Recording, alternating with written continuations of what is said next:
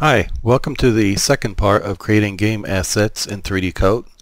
I'm Greg Whedon, and thanks for joining me. Where we left off in part one was what you see right now. We have our hat created, and I've also done some retopology on it. And today I'm going to clean up the topology. I'm going to add a few more splits here so I can round this out a little bit better. And then we're going to create the UVs for it after we make the shell, as I mentioned, in Lightwave. So let me get started here. I've noticed that I have a few extras that I don't really need. So I'm going to go ahead and remove a few of these extra polygons. And a good way to do that is with the delete edges. And I'm going to choose edge loops. And you see how they highlight the one that is selected, and I'm going to delete this one right here. And I think that'll probably be good enough. I'm going to smooth this out a little bit. Right now it's kind of a mess. So using the brush tool, if you hold down the shift key, it'll smooth it out, and it's immediately, it's looking a lot nicer. And we'll do the same here.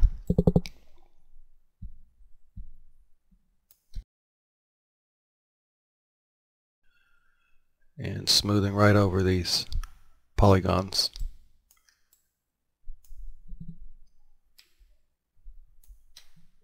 If you see this popping up once in a while, it's because I have a bad way of hitting the wrong key. So, no matter.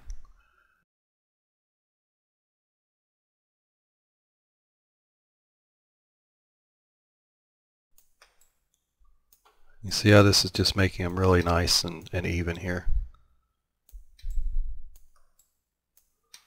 And that looks pretty good to me for right here. And if I'm not careful, I'll just tweak this to death, so I'm going to go ahead and stop with that. I think that looks fine. Like I said, I do want to add a little bit more geometry right in here. So I'm going to do that with the Add Split tool. Easy to use, just a matter of choosing where you want to split it and left clicking. And then I hit Escape to bounce out of that.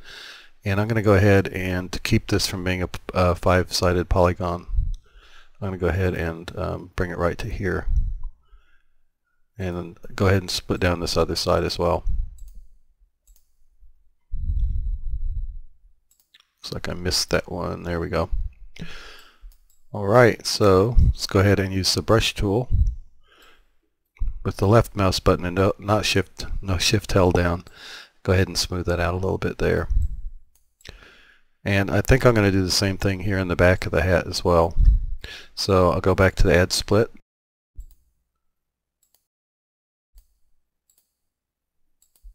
And hit Escape, and the same thing here.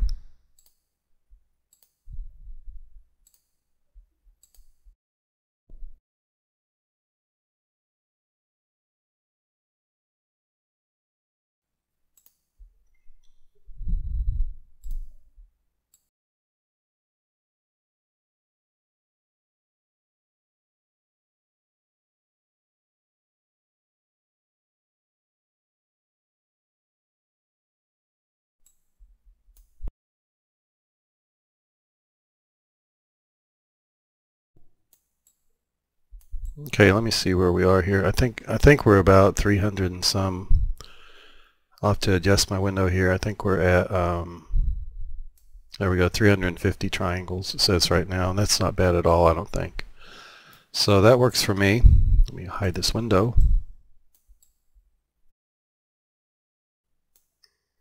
I'll tell you, you're always going to see a little more that you can straighten out and smooth.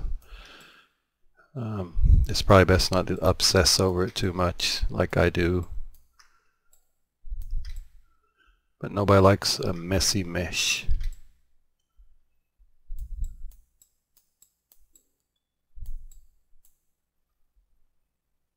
You can also use the Move Vertices instead of the brush tool.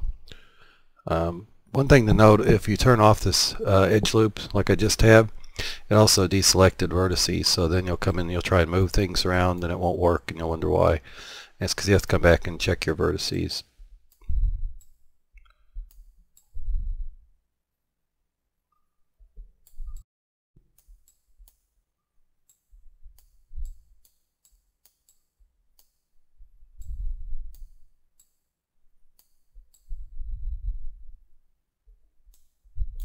Okay, I'm not going to fuss with that anymore. I'm going to go ahead and go to the Retopo menu and export.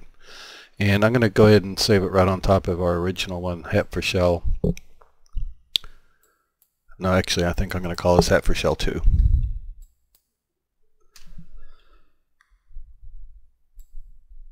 Another thing I want to do, excuse me, is make sure that this edge is right about on the line here. I think you can probably see that line.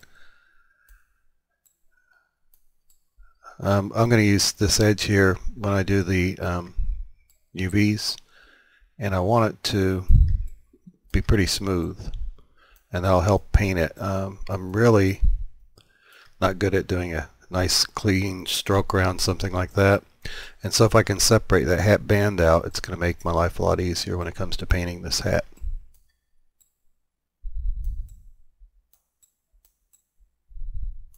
Okay, that looks good to me.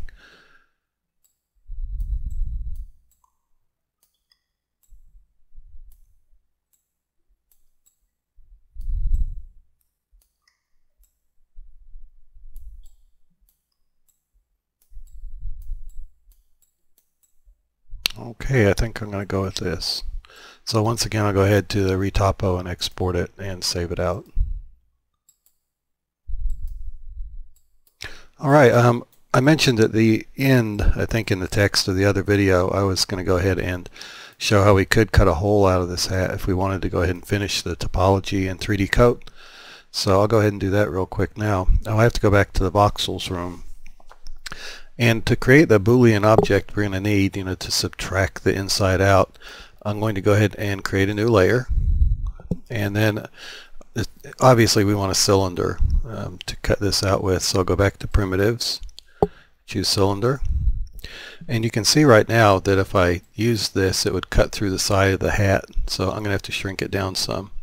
And just kind of a word of warning, if you don't shrink it down enough and you leave this really close to the edge of the outside, when you go back and you want to smooth something just a little bit maybe, you're likely to cut a hole through your mesh, as I mentioned before with the smoothing. So I do want to make sure this is going through all the way around the bottom. So I'm just going to move it down just a little bit more. And I'm not going to worry that this won't be the exact same shape as the outside, mainly because I won't be using this. It's just for demonstration. So that looks like it's in a good place to me, and I'll go ahead and hit apply. And then to exit this gizmo, I'm just going to click on any of the buttons over here. So now in volume 5 we have the cylinder, and in this one here we have the ghost hat.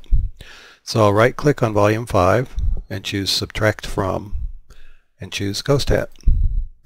And it does it really fast. We have a subtraction. It's really nice and clean and it looks really nice. So that's how I would have gone about doing that if I was going to continue the topology in 3D coat. And then more than likely hold down the shift and smooth the edges a little bit. That's a little bit too much, and you can see I've got a hole there already. That's because my smooth is set a little bit too high. So just kind of going around it quickly to smooth this edge out.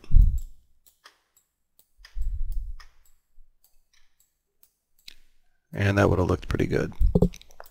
So like I said, we're not going to retopologize the inside of that in 3D coat, even though you definitely can do it. Just start zooming in and starting on the inside and working out, or probably easier would be to work from here and work down. But for now, like I said, I'm going to do that in Lightwave, so let me get Lightwave opened up and go from there. Alright, I have Lightwave opened up, and if you had downloaded and installed the thickener plugin I mentioned in the last video, we're going to find that under Utilities and Additional. We'll get to that in just a minute. But first let me go ahead and import that mesh in. Hat for Shell 2. When it comes in, it's going to be really big.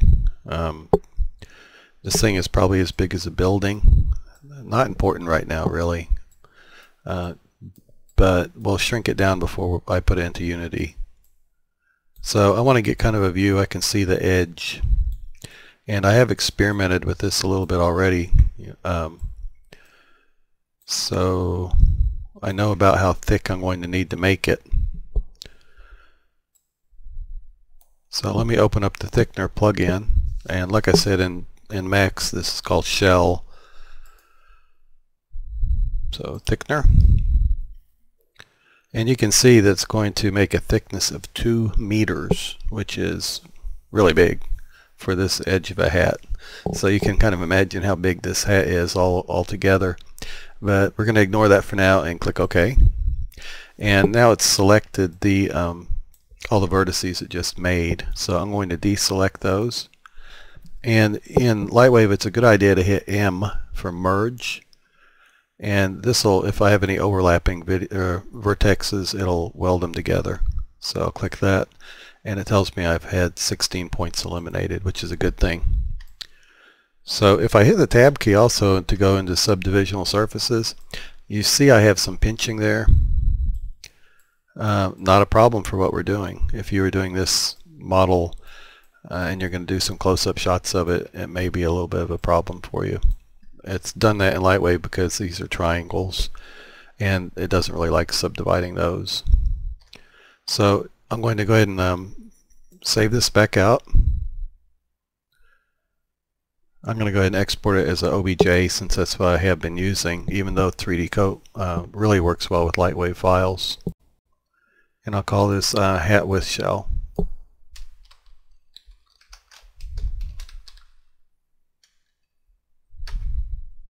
And we'll close Lightwave and go back into 3D Coat. Back in 3D Coat now, I've gone File New to clear out our voxel sculpt and everything else. And I'm going to choose per pixel painting, and then let's open up the file that we just finished up in Lightwave. That was the hat with shell 2. No subdivision. I'm going to use auto mapping for now, even though I am going to remap it. And let's rename this hat UV. This is a small part of this. We want a pretty small texture map, so I'm going to choose 256 and click OK.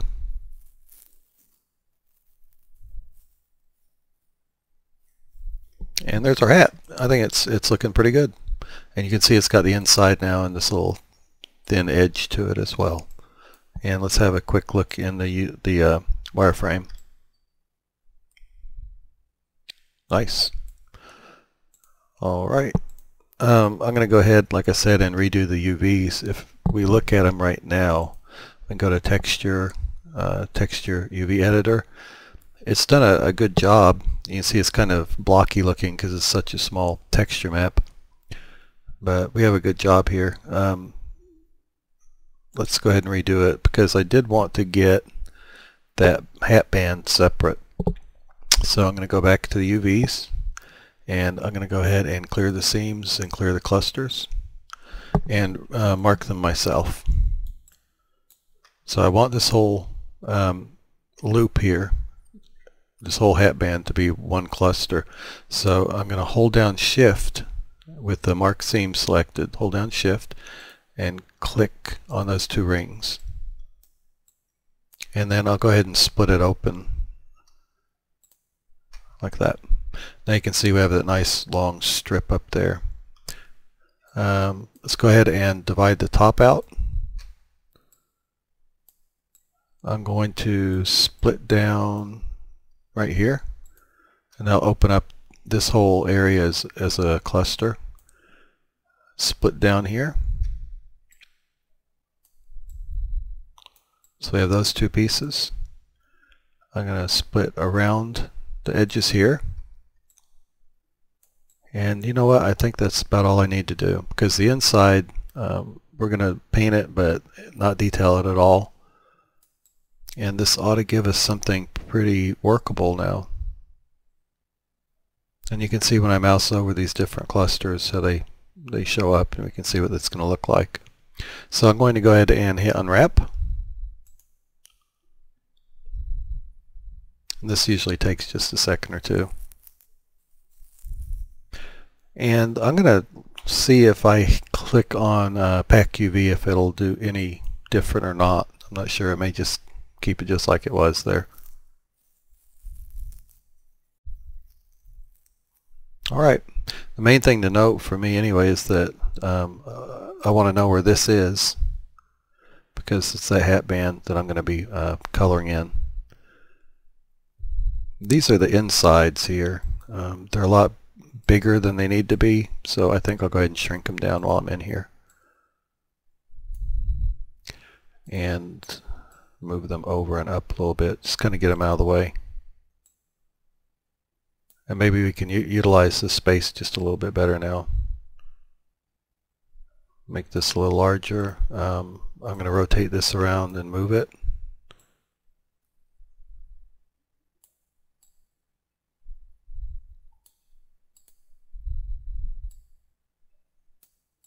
Let's bring this one down.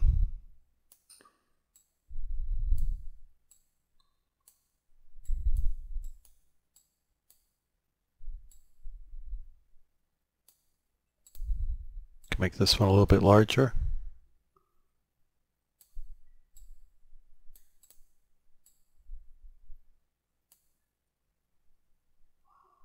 And I'm going to go ahead and Pack UV again. Now I've resized them, it may be able to do a better job than I just did moving them around. Well, I think 6 of one, half dozen of the other.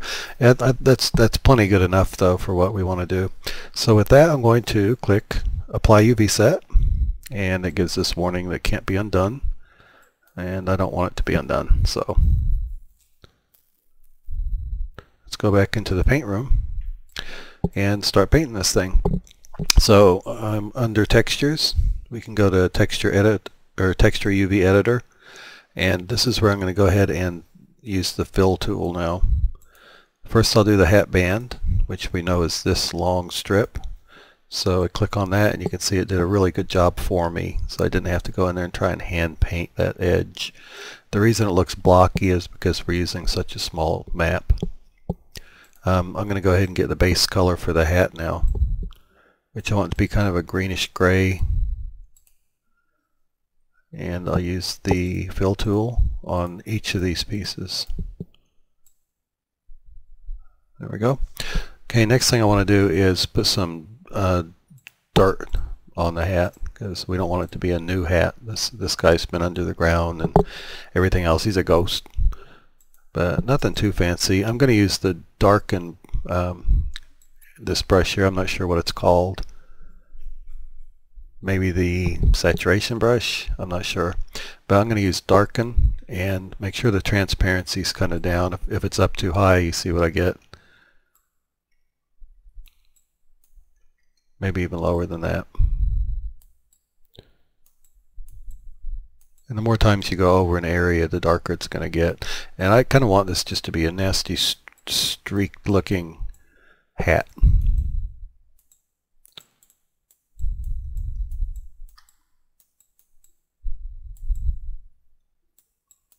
And let's go ahead and close this window now.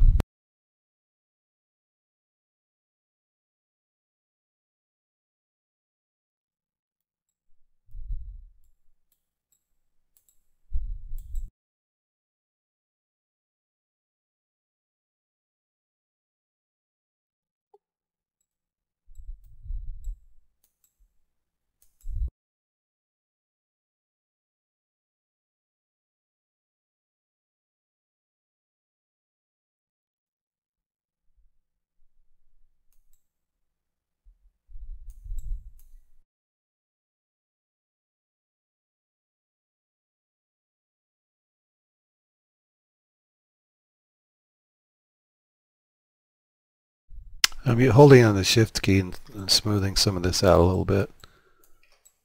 Okay, I'm going to back up from it and we'll see what we got. And that's probably, like I said, that's probably about the way you'll see it in the actual game.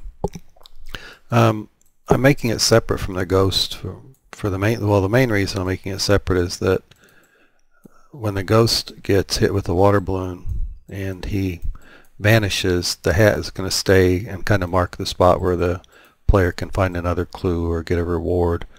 And so I want the hat to be a separate part, and I want it to look good enough that you can get kind of close to it, but not too close. It's never going to be a main display object. So,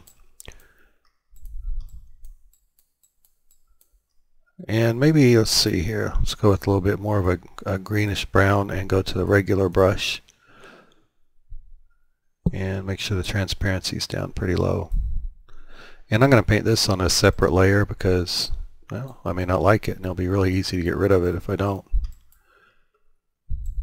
Just some odd little color here and there. Indicate some dirt.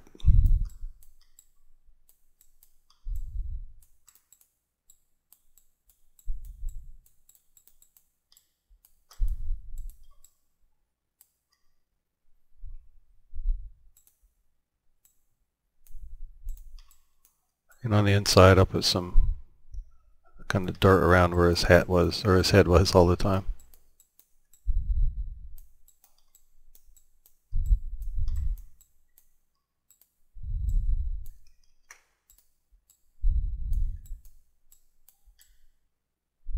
Alright, I'm fairly happy with that. Last thing I want to do is put a bullet hole in, and this is how the ghost, that's how he met his end. So I'm just going to paint a dark spot there. Better turn this way back up. And here's where it came out. I'm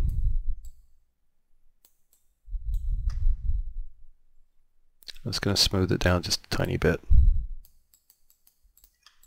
Kind of gives that indented look.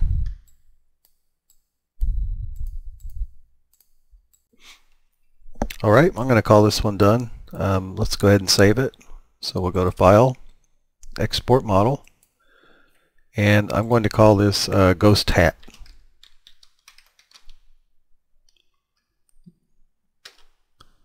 And I'm going to save the just the color channel or the color map because we don't have a specularity or a normal map. So I'm going to save it actually, I think, as a JPEG because they'll give me a nice small file. So I'll click OK. And that should do it. On the next video I'm going to start working on the ghost. So I hope you'll join me for that, and thank you for watching.